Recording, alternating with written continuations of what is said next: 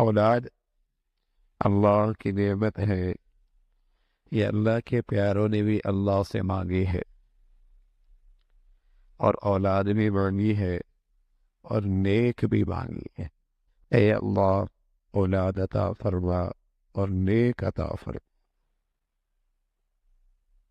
ایسی اولاد نصیب کر کہ کل کی زندگی کے لیے میرے کام آئے اور دنیا میں تیرے دین کا بن کے رہے، تجھے یہ راضی کرے۔ میرے عزیزو، آج اولاد کے سلسلے میں سوچ اور فکر کس کے گرد گھومتی ہے؟ یہ ایسی کوتاہی ہے جس پہ شرمندگی بھی کوئی نہیں، توبہ بھی کوئی نہیں۔ ایک ریس لگی ہے صرف اسٹیٹس کی، صرف اسٹیٹس کی ریس لگی ہے۔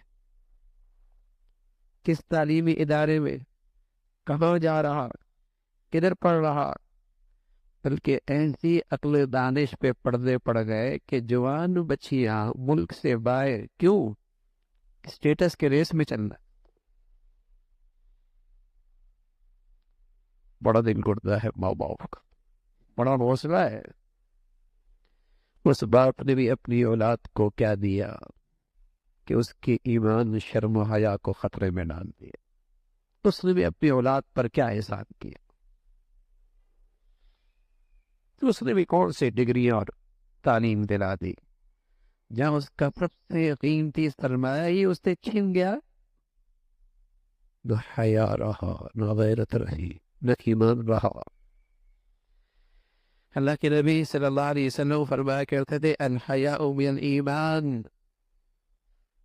حیا تو ایمان ہے بھائی، حیا تو ہماری پہچان ہے۔ حیا ہی کوئی نہیں تو ایمان کہاں، ہماری پہچان کہاں؟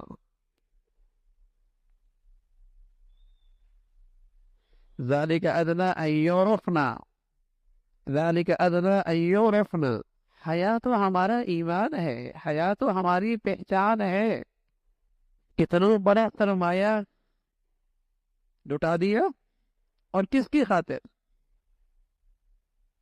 جو صدیوں پہلے اللہ کے نبی صلی اللہ علیہ وسلم نے ایک بات فرمائی، صدیوں پہلے ایک وقت آئے گا لوگ دنیا کی خاطر اپنا دین دے بیٹھے،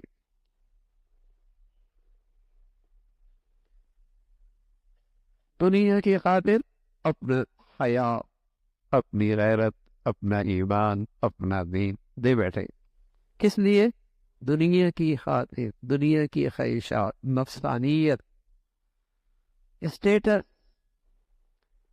آج کے دور میں ایسے بہ گئے کہ اپنا سرمایہ دے بیٹھے۔